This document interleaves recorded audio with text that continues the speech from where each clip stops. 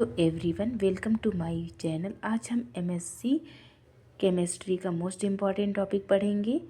यह स्पेक्ट्रोस्कोपी का most important topic है जो एग्जाम में आता रहता है। ठीक है। Introduction principle and instrumentation of ESR. ESR मतलब इलेक्ट्रॉन स्पिन रेजोनेंस। ठीक है।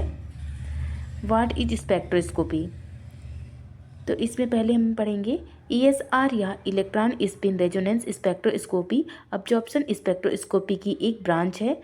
मतलब जो ईएसआर या इलेक्ट्रॉन स्पिन रेजोनेंस मतलब कि ईएसआर को ही हम इलेक्ट्रॉन स्पिन रेजोनेंस कहते हैं।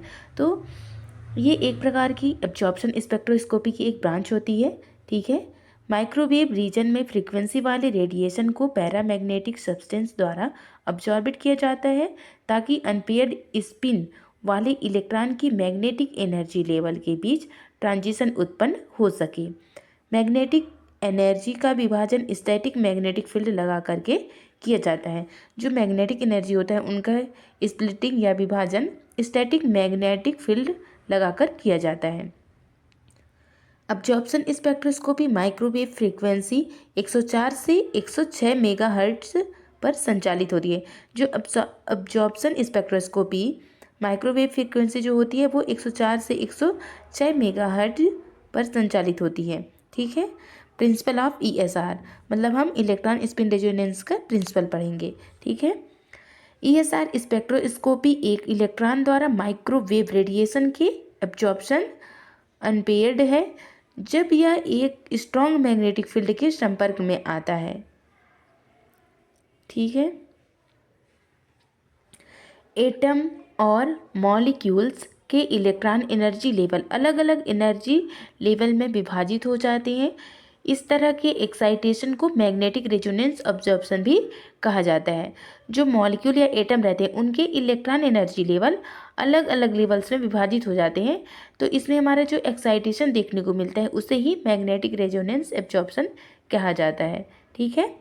जैसा कि हम जानते हैं कि प्रत्येक इलेक्ट्रॉन का एक magnetic moment and spin quantum number s बराबर 1/2 होती है।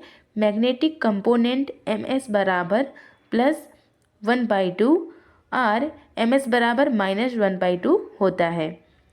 बी नॉट तीव्रता वाले एक्सटर्नल मैग्नेटिक फील्ड की उपस्थिति में इलेक्ट्रॉन का मैग्नेटिक मोमेंट एंटी पैरेलल और पैरेलल संरेखित हो जाता है। जीमन इफेक्ट के कारण प्रत्येक संरेखण में एक विशिष्ट एनर्जी होती है। जैसे E बराबर msge mu B naught. Microwave radiation की एब्जॉर्प्शन द्वारा मैग्नेटिक फील्ड के अंतर्गत unpaired electron higher energy state में एक्साइटेड हो जाते हैं। जो माइक्रोवेव रेडिएशन के एब्जॉर्प्शन द्वारा जब माइक्रोवेव रेडिएशन ऑब्जर्व करता है तो मैग्नेटिक फील्ड के अंतर्गत जो अनपेयर्ड इलेक्ट्रॉन है वो हायर एनर्जी स्टेट में एक्साइटेड हो जाते हैं। ठीक है। Excited electron microwave region frequency के रेडिएशन की एक क्वांटम को अब्जॉर्बिंग करके अपनी स्पिन जगह की दिशा बदल देता है। अधिकांश पारंपरिक स्पेक्ट्रोस्कोपी टेक्निकों के विपरीत ईएसआर स्पेक्ट्रोस्कोपी में रेडिएशन की फ्रीक्वेंसी स्पिन रखी जाती है जबकि स्पेक्ट्रम प्राप्त करने के लिए मैग्नेटिक फील्ड में परिवर्तन किया जाता है। जहां g e is the electron so called g factor 0.0023, mu B is the Bohr magnetic.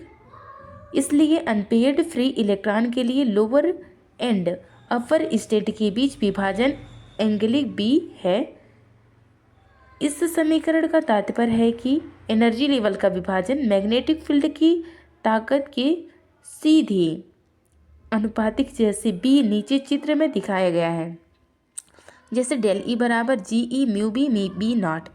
Then जैसे बी बराबर 0 है और बी बराबर नहीं 0, इसमें ms +½ और ms -½ है। जो इनका डिफरेंस है वो डेल ई बराबर e +½ और -½